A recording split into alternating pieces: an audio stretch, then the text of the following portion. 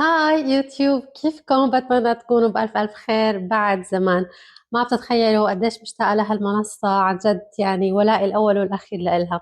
كتير بنات لقوا حسابي على الفيسبوك وعلى الانستغرام قالوا لي إنه كانوا متابعيني على اليوتيوب وما بقى لقوني. حقيقة ما عاد لحقت على المنصتين، على انستغرام ويوتيوب. ويوتيوب بدها كتير كتير كتير كتير تعب، ولكن كتير حابة إنه أنا أرجع، حسيتها إنه إشارة لحتى أرجع. فبدي أطلب من كل حدا منكم عم بشوف هذا الفيديو إنه ينزل يعمل لايك، يشير هذا الفيديو مع أصحابه، يشير القناة مع كل الناس اللي بتعرفوها، لأنه القناة ميتة لما بتبطل إنك تنزل، فخلص يعني أنت بتنزل للقاع. فإذا بتحبوا إنه نرجع على هيدي القناة، أنا كتير كتير كتير حابة، فبدي أطلب دعمكم باللايك بالشير بكل شي بتقدروا تعملوه. مثل ما قرأتوا بالعنوان، اليوم رح أحكي لكم عن تجربتي مع الحبل من أول شهر لآخر شهر. أنا حاليا بالأسبوع 39 يوم، يعني بالشهر التاسع، يعني بأي لحظة ممكن تصير الولادة. وحتى أحكي لكم سر صغير، اليوم بلشت أحس بشوية تقلصات. ف يعني ممكن تشوفوا هذا الفيديو وأكون أنا مولدة.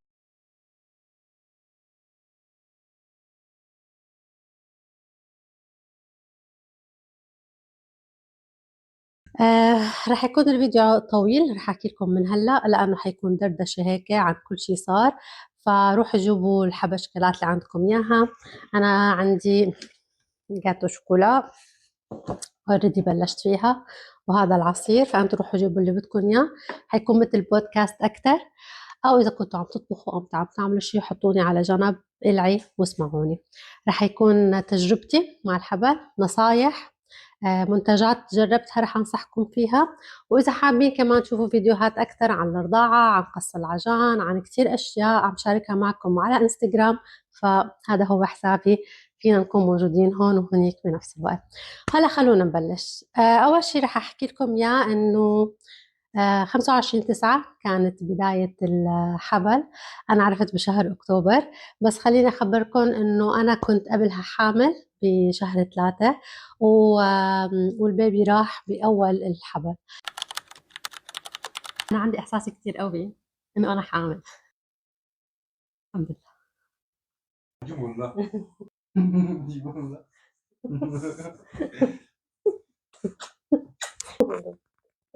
ما مشي الحال، ما اكتمل الحمل. الحقيقة طلع تقبل هيك موضوع أصعب بكتير مما الواحد كان ممكن يتخيل. سلبية وبجدارة. نيجاتيف نيجاتيف. Qui peut-être ça va être le meilleur papa de tout le monde entier? Ouais, il y a plus ou moins. Mais c'est vrai, يعني peut-être. C'est vrai. Mais j'ai peur, يعني tu vois comme la dernière. عم خبركم هذا الشيء لأنه أنا بصراحة لما صار معي ما كنت بعرف إنه إشي طبيعي، ما كنت بعرف إنه في كتير من النساء بخسروا البيبي بأول حمل لإلهم. فكتير اكتئبت وكتير حزنت وكتير بكيت لحد ما بعدين فهمت إنه عادي. إمتى بنقلق؟ لما بتكرر الموضوع كذا مرة. هاي أول شغلة لازم أخبركم إياها. بالنسبة للحمل رح يكون عبارة عن أول 3 شهور، تاني 3 شهور، وآخر 3 شهور. أول 3 شهور بالنسبة لإلي كانوا عبارة عن جهنم حمراء عن جد. كتير كانوا صعبين. كان في عندي لعيان النفس، كنت أراجع كل فترة والتانية. كرهت كل الأكل، ما عاد قدرانة أشم ريحة الأكل، حتى المي لما عم بشربه كان ينزل عن جد مثل السم على قلبي. اللي بدي أخبركم إياه إنه هي أنا تجربتي، ولكن كل تجربة مختلفة عن التانية. وحتى الأم نفسها أحيانا بالبطن الأول بتكون تجربتها مختلفة عن التانية. فهيدي بالنسبة لأول 3 شهور بالنسبة لإلي. كفت لنص الشهر الرابع مع كل أسف. كان في تحسن شوي صغيرة، ولكن كانت صعبة كتير.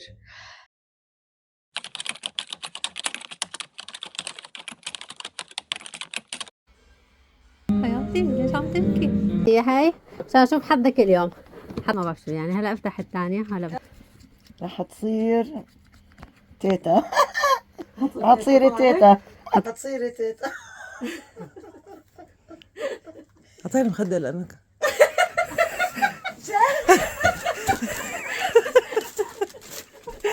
لا نموت ناخذ حاجة. شو نسوي لنا مظبطينها؟ الحامل. عندي ذكر. يا قومي شيلي ولا كده. حياتي ليش عم تبكي؟ طيب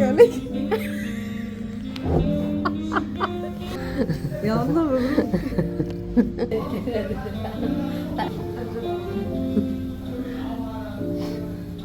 شو بتكون ردة فعلك إذا قلت لك إني حامل؟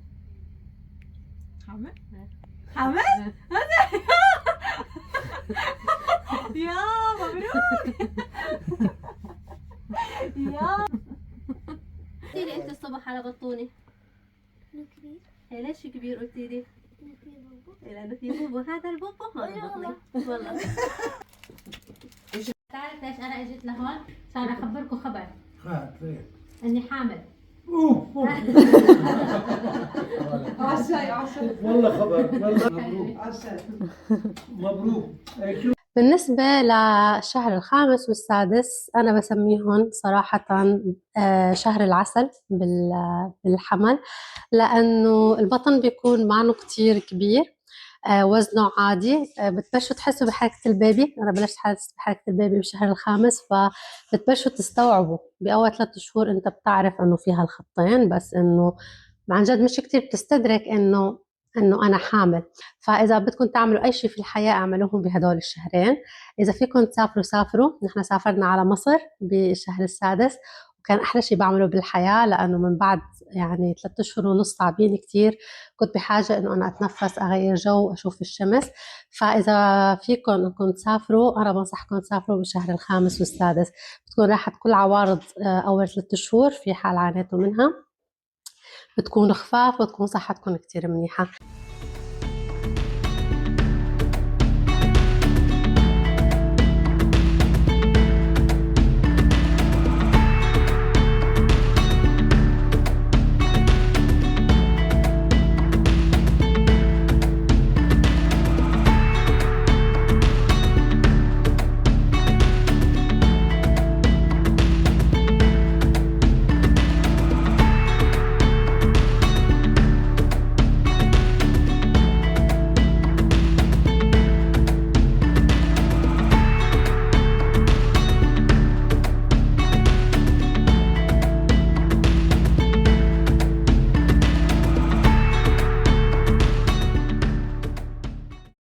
الشهر السابع أنا كمان كان بالنسبة لي منيح، بلش منيح لحد ما صابني عرق النسا. فقت الصبح عم بفكح على رجلي، مش عم بقدر أمشي عليها. سمعت إنه عادي كتير ممكن يروح بعد كذا يوم، ولكن يوم بعد يوم مع كل الأسف كان الموضوع عم بيروح لأسوأ لأسوأ لأسوأ. اضطريت بعدين إنه أنا أجيب عكازة. اقترحوا علي إنه كرسي متحرك، بس كرامتي ما سمحت لي. لأنه الموضوع كتير عادي، وعرفت إنه في كتير بنات قعدوا على كرسي متحرك يعني بآخر الحبل. بلشت برجل اليمين، انتقلت على رجل اليسار، بعدين بلش الحوض كله. مع كل أسف من نص الشهر السابع وحتى هذا اليوم كل يوم عم بيكون أسوأ. ما رح أكذب عليكم وأحكي لكم إنه الموضوع كان عادي، كان كتير صعب، ولكن لسبب واحد يعني أنا تقبلته. قلت مش مشكلة، بصير مع الكل، هو حالة مؤقتة، غالبهم بعد الولادة راح هذا الألم. شو بدي أكركشوس؟ وي. راح هذا الألم، ولكن كنت مخططة إنه أنا أمشي كتير بس تصير لحظة الولادة مشان أسهل موضوع الولادة. كنت محضرة كتير تمارين لفتح الحوض، كل هدول الأشياء، ولكن يعني مع كل أسف هذا اللي صار. عملت كل شيء بقدر أعمله، شفت كينيه، شفت استيوبات، شفت دكتورة عامة، ما خليت شيء ما عملته، ولكن مع كل أسف هيك الظرف. هاي إذا فيني أحكي لكم عن أو لحظة قبل ما أخلص. بالشهر التاسع صار في عندي انتفاخ كتير كتير كتير بالرجلين، احتباس سوائل، صار في عندي حرقة، بطني صار في عنده شوية تشققات، حوادث سرة حقيقة، مع أنه كنت كل الوقت ملتزمة أنا نحط كريم. وهلأ باجيكم على فقرة المنتجات اللي أنا استخدمتها. وهيك هي بالنسبة لرحلتي مع الحبل ببساطة شديدة. هلا الأشياء اللي بدي أحكي لكم إياها والنصايح اللي بدي أحكي لكم إياها، خليني أبلش لكم بالمنتجات اللي أنا استخدمتها. المنتج اللي ساعدني كتير كتير كتير لحتى عن جد لترطيب البطن وعن يعني عن تجربة ودورت كتير، فما في داعي تدوروا أكتر من هيك، هو كريم فيلادا. بصراحة ترطيبه كتير عالي، كميته كتير كبيرة، بيمتصوا الجلد كتير بسرعة، وسعره كتير ممتاز. إذا بدكم شي تاني معه فالبيو أويل رح أحط لكم كمان إياه هون. هدول المنتجين إذا عندكم إياها ما انكم بحاجة أي شي تاني. الشغلة التانية اللي بدي أحكي لكم إياها هلا حيكونوا هيك عبارة عن شغلات مخربطة، أنتم بعدين نسقوها بين بعضها، لأنه قلت لكم ما حبيت إني أحضر هذا الفيديو، حبيت إنه بس هيك أجي وأحكي لكم. ثواني.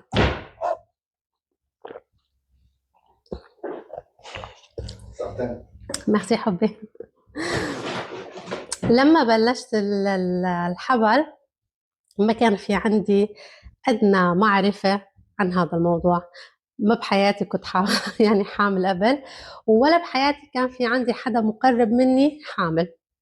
أختي حملت عندها بنتين، ولكن مع كل أسف كانت موجودة هي بسوريا، أنا كنت موجودة هون بفرنسا، فأكتر شي كنت بعرفه إنه هي منيحة، أمورها منيحة، مش أكتر من هيك. فعن جد الفكرة صفر تماما. وحتى إذا بدكم يعني كتير أشياء كنت أسمعها كنت أنصدم فيها، إنه شو هذا المصطلح لهالدرجة، يعني إنه في مصطلحات أنا ولا مرة مر علي. فاللي بدي أحكي لكم إياه إنه كتير عادي تحسوا حالكم إنه أنتم ضايعين، إنه أنتم ما عندكم كتير كم معلومات، ولكن شوي بتصيروا بتحصلوا هيدي المعلومات. بالنسبة مثلا لقص العجان خليني أضحككم إنه كنت سهرانة مع رفقاتي وكنت بالشهر الرابع من الحبل، يعني مش إنه والله لساتني مش حبلة ولا إشي. فرفقاتي عم بيقولوا اختي كانت حامل كمان سابقتني بشهرين، مسبقة علي بشهرين، فعم بتقول شي خايفة منه قص العجان. بتيجي التانية بتقول إنه إيه والله معك حق كتير بسمع عنه، وأنا بكل هبل بطلع عليهم بقولهم شو يعني هذا قص العجان؟ مصطلح قص العجان كنت ما بعرف عنه أبدا، شو يعني ما بعرف أبدا. بعدين لما بلشت أعرف شوي يعني صار في عندي كم هائل من المعلومات عن جد عن كل شيء الوحدة بحاجته. فمشان هيك برجع وبحكي لكم لا تزعلوا إذا ما بتعرفوا، ازعلوا إذا ما تعرفتوا، ولكن الواحد بيسأل وبشوف. وكمان في فيديو تاني حكيت لكم فيه عنه عن كل المنتجات اللي جربوها صديقاتي، سواء قص العجان أو التشققات اللي بتصير في فعل الولادة، الأشياء اللي كتير خففت عليهم الألم من تحت وساعدتهم بالشفاء. عن شو كمان بدي أخبركم يا حلوين، رح أنصحكم نصيحة. كتير عالم لما بلشت أسأل ودور وهيك صار يقولوا لي لا تسألي ولا تدوري وخلص خليها على التواكل.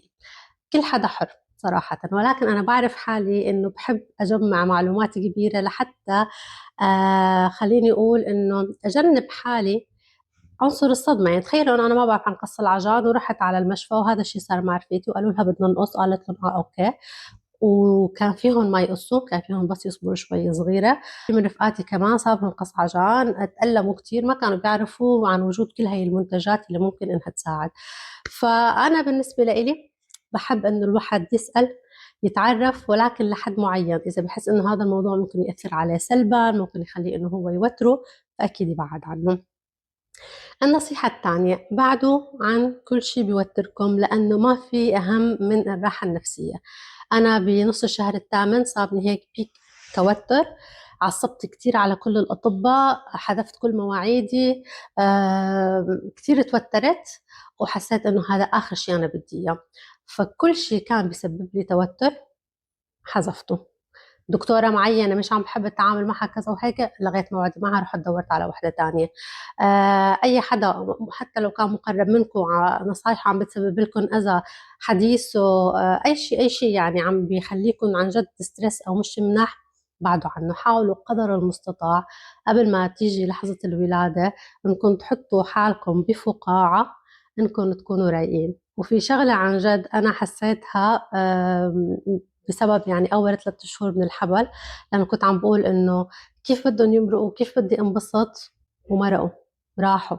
ف يعني بدي اياكم تحطوا شغله براسكم، انا هي عم بحطها براسي وعم بتخليني رايقه لحد هاي اللحظه اللي انا بحكي معكم فيها. يعني عم بقول لكم ممكن الولاده تكون هلا بعد ساعه وانا عم صور معكم فيديو اليوتيوب، انه كله مارق، كله مارق، كلها لحظات وكلها ذكريات. فما كتير تجوا على حالكم، عن جد فكروا باللحظة الحلوة. أنا هلأ عم فكر باللحظة يلي رح ألتقى فيها بابني. بالمناسبة أنا معي صبي ما خبرتكم، ولكن لو متابعيني على الانستغرام كنتوا شفتوا جندر ريفيل وكنتوا عرفتوا إنه صبي. هاي أكتر نصيحة بصراحة بدي أقدم لكم إياها. هلأ ممكن أشارك معكم كمان شغلة صارت معي أنا بالحبل، إنه ما عندكم بتدوروا كتير وما عندكم بتعرفوا كتير وكل شي كل شي، ولكن دائما في عنصر المفاجأة. فواحدة من الشغلات اللي صارت معي اللي عن جد زعجتني بوقتها، اكتشفت إنه بالتحاليل الصفيحات الدموية عندي نازلة. إنه أوكي، واكتشفت بعدين إنه الصفيحات الدموية عندي نازلة، فأنا ممنوع آخذ إبرة الظهر. وهذا الشيء سبب لي عن جد صدمة، لأنه أنا ما كنت جاهزة أبدا لإله. يمكن هذا كل شيء عندي إياه أخبركم إياه عن رحلتي مع الحبل والولادة. برجع بحكي لكم ما كان في أي شيء محضر أبدا أبدا. معلش تسمحوا لي أكل بس هيك لقمة من الكيكة لأنه قدامي. صح، هي شغلة كمان رح أخبركم إياها كتير بتضحك، إنه أنا قلت لكم ما توحمت على شيء لأنه كرهت كل الأكل، ولكن بس بلش الشهر الثامن ما ضل في شيء بالعالم ما توحمت عليه. تفضلوا. مم. مم. طيبة طيبة طيبة. دونت وري. وعلى سيرة الأكل، في يمكن نصيحة ممكن أنصحكم إياها. هي نصيحة نصحوني إياها هون عن جد الفرنسيين، لأنه بشكل عام هني بعض أكتر يعني عن أهاليهم. اوكي عم نرجع لانه كان عم بيعمل شويه ضجه بالمطبخ. حرام، هلا هو عم بيعمل كل شيء في الحياه، شغله وبيرجع على البيت بيعمل الكورس، يعني بيعمل الشوبينج تبع الاكل وبيطبخ وبيرجع بيجلي وهيك، لانه انا مثل ما حكيت لكم رجلي فقدت تماما التواصل معهم ابتداء من نص الشهر السابع وتماما الشهر الثامن. نرجع للنصيحة، إنه إذا كنتوا بعاد عن أهاليكم موجودين في الغربة مثل وضعي، أهاليكم ما فيهم إنهم يكونوا معاكم بالولادة أو ما بعد الولادة، يعني حتكونوا موجودين بس أنتوا وشريككم، فحضروا أكل قبل بوقت. أنا يعني هذا الموضوع عن جد كتير كتير حبيته، ما كنت فاكرة فيه نهائيا. الفرنسيين حكوا لي إنه هن بيعملوا هذا الإشي، ببلشوا يطبخوا طبخات من قبل بوقت وببلشوا يفرزوها بالفريزر. هلا أنا بلشت فرزت كم أكلة، بس بعدين رجلي سلامتكم. مكسيم بيطبخ، بس المشكلة إنه أنا بحب الأكلات السورية. وما بقدر غير اكل الاكلات السوريه، وهذا الاشي هو ما بيقدر يعمله. ففي عندي صديقتي مثلا فاجأتني بأكلة ششبرك، وبعدين طلبت من صبية سورية أكلة ورق عنب وأكلة يعني يالنجي ويبرق، وحطيتهم كلهم بالفريزر. فنصيحتي لكم إنه قبل عن جد ما يجي البيبي، لما تكونوا لسه بصحتكم قادرين تتحركوا، اطبخوا طبخات لبعدين، وحتى الطبخة اللي بتطبخوها أنتوا لنفس اليوم زيدوا الكمية شوي صغيرة، آسفة، وحطوا قسم منهم بالفريزر مثلج. ليش؟ مشان بعد الولادة اللي سمعته انه بيكون كتير صعب اكيد بالنسبة لموضوع النوم، يعني اشي جديد فات على حياتكم. بالنسبة لموضوع الرضاعة اثنيناتكم رح تكونوا منهكين متعبين. مش بكل البلدان انا بعرف انه الرجل يعني بيقدر انه ياخد اجازة ابوه ويقعد مع المرأة. انا هون الحمد لله بيقدر يقعد معي شهر ونص بعد الولادة، ولكن مع ذلك حطينا كم طبخة بالفريزر مشان أول فترة فورا نسخنهم ونطلعهم وما نبلش بموضوع الطبخ. وبس والله يعني بتخيل انه هيك رح خلص الفيديو. بتمنى انه ما اكون طولت عليكم، بتمنى انه كنت خفيفة على قلبكم، بتمنى انه ساعدتكم بهذا يعني التجربة اللي شاركتكم اياها. اي سؤال عندكم اياه اكتبوا لي اياه تحت في التعليقات، خبروني انتم كمان تجاربكم كيف كانت. برجع بحكي لكم كتير مبسوطة عن جد اني رجعت على اليوتيوب. رح احاول انه ارجع اكتر، بس يمكن يكونوا فيديوهات بيشبهوا اكتر هذا الفيديو، فيديوهات عفوية طويلة تشبه البودكاست، كأنه قاعدين مع بعض حاطين قدامنا فنجان قهوة وعم نشربها مع بعض. رح أرجع أطلب منكم مرة تانية، معلش حتى لو بدي أتساءل، إنه تضغطوا لايك على هذا الفيديو لأنه بيساعدوا إنه لحتى ينتشر. تشاركوا الفيديو كمان مع أصحابكم وكمان القناة، وبتمنى أرجع أشوفكم قريبا. تبقوا على حالكم وكونوا بصحة منيحة، وانطروني بالفيديوهات الجاي. باي.